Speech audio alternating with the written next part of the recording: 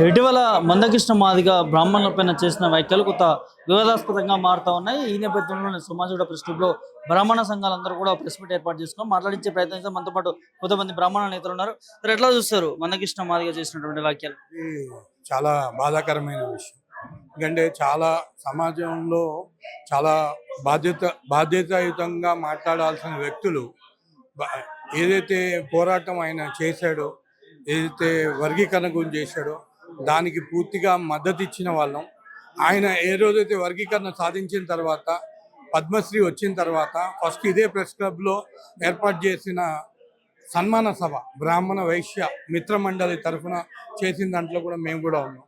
మేము ఆయనకి నుంచి అయోధ్య నుంచి ఆశీర్వాదంగా రాముల వారి చరణాల దగ్గర పెట్టిన వస్త్రం కప్పి ఆయన గౌరవించుకున్నాం.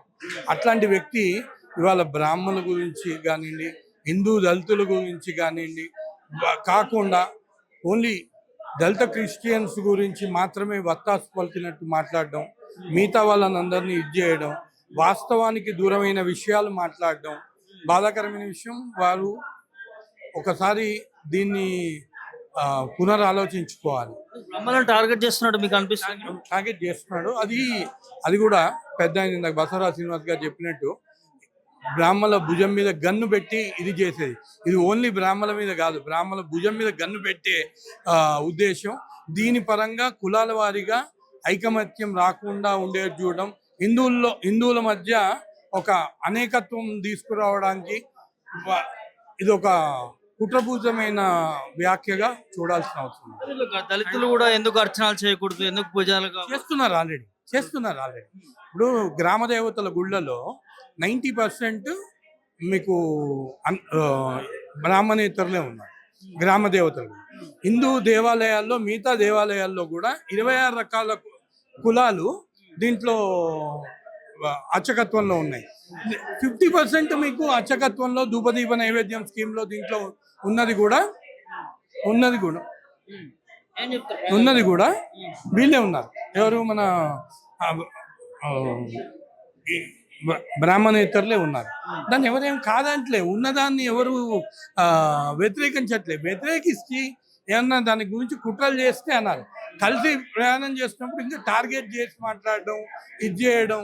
ఇప్పుడు ఏమన్నా బ్రాహ్మణ దేవతల గురించి సపరేట్గా బ్రాహ్మణ దేవతల్ని ఆరాధించి వేరే దేవతల్ని బ్రాహ్మణులు కాని వాళ్ళు దేవతలుగా ఇది చేయట్లేదా? ఇట్లా కాదు కదా. దీన్ని ఆలోచించుకోవాల్సిన అవసరం ఉంది. సమాజం కూడా ఏకత్వంగా ఉండాలి.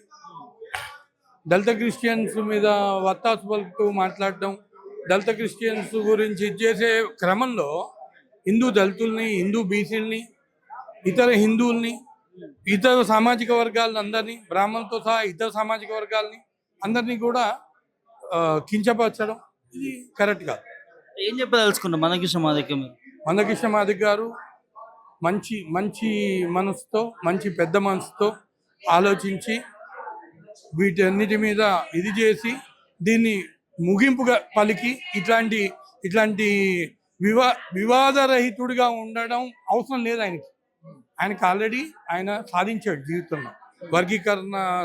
వర్గీకరణ ఈ పోరాటం చేసిన వ్యక్తికి ఇట్లా ద్వేషంలో వైషమ్యం పెంచాల్సిన అవసరం లేదు.